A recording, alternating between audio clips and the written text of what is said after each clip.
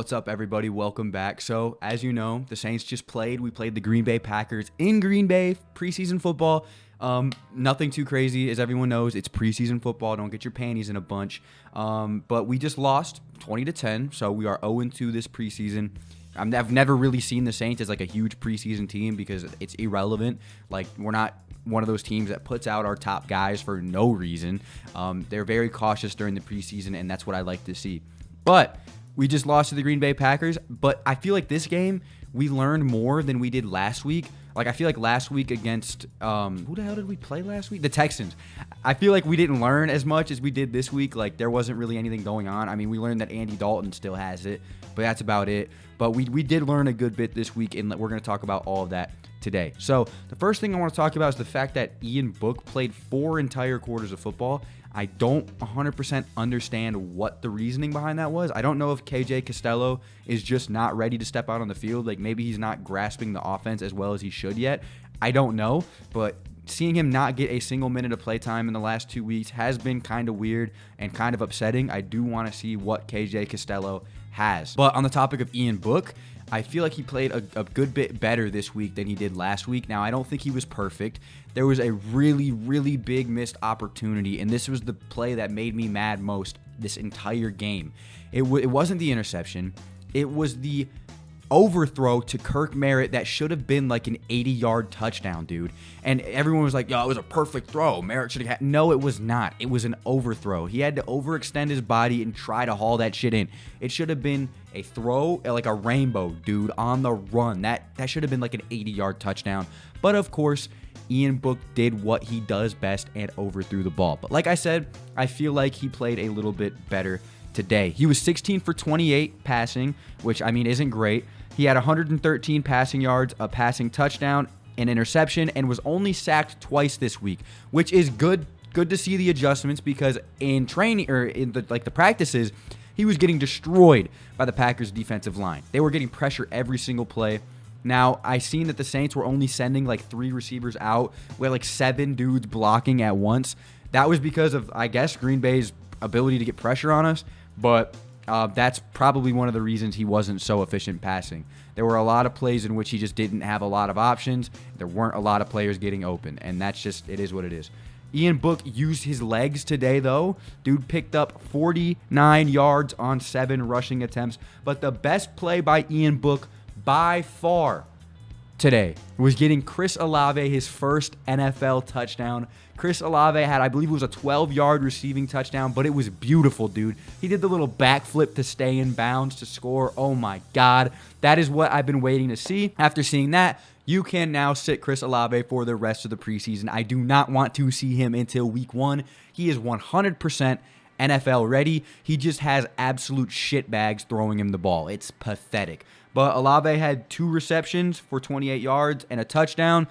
So that's really nice to see him doing some shit. It was really dope to see. He only got targeted 3 times, caught 2 of the balls. One of the targets was just uncatchable. The next leading receiver after him was Tony Jones Jr., the running back. He had 3 receptions for 20 yards, so the receiving game wasn't really there. I mean, Kevin White, of all people, had a reception for 18 yards, but that's about it. Like, the leader of receiving yards was Chris Olave with 28. The Saints defense looked really good today, though. Jordan Love wasn't able to do too much. He had 12 completions for 24 attempts, 113 yards, and a touchdown. The really big problem that we had and what lost us this game was the Danny Etling, or whatever the hell you say his name. The 51-yard rushing touchdown that we had from a weird QB draw situation that he took it all the way to the crib, man, and we had to watch that happen. So that was not great. But the defense, other than that, did really good today. Bradley Roby had a few good plays. I was satisfied overall with the defense's play. They were doing a great job. Honestly, that's just, it is what it is. The Saints' offensive line looked all right. I mean, they needed extra help bolstering, but specifically Trevor Penning. Trevor Penning was getting a lot of hate this season, mainly because of how he handles altercations in camp. I just feel like he has a lot of passion, but a lot of people do not like how he plays. Like, he starts fights and shit, I guess, but he looked really good today. He was protecting well in the run and in the pass, so it was nice to see his development. He's getting better and better every week, and that's exactly what we need to see from him. As far as the running backs go, because we all know there's an open competition in the running back department, Devine Ozigbo won today. He definitely won today. He had 7 attempts for 40 yards and 5.7 yards per carry. The others were not looking that hot. Abram Smith had 9 carries for 25 yards with a 2.8 average. Tony Jones had 4 carries for 19 yards with a 4.8 average. So Devine Ozigbo 100% won today as far as the running back battle goes. Another thing with Ian Book, I don't understand what his issue is with like fumbling snaps, but he fumbled a snap and lost it today. We watched him fumble 2 snaps last week, so that was definitely not something that I enjoyed seeing. Him pissing away another possession. That is never fun. Never, ever, ever, never, ever, forever. Oh, Will Lutz hit a 59-yard field goal, bruh. 59 yards. He's been out an entire season. Came out and slammed a 59-yard field goal. Big Nuts Lutz has gone nowhere. He is 100% still in this. He's good.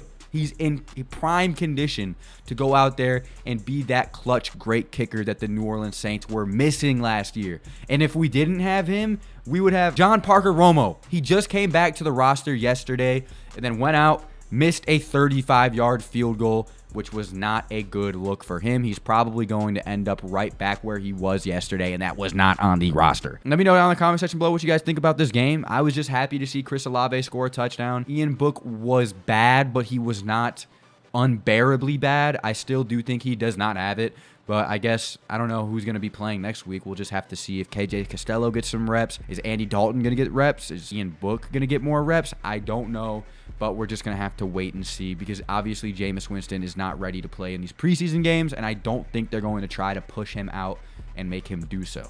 So, yeah, like I said, let me know what you guys think down in the comment section below. I appreciate you guys stopping by.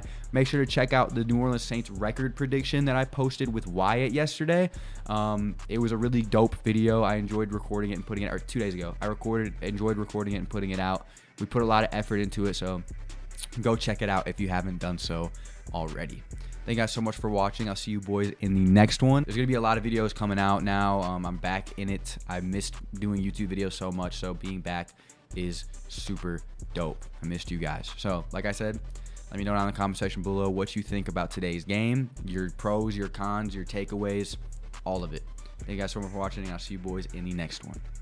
Adios.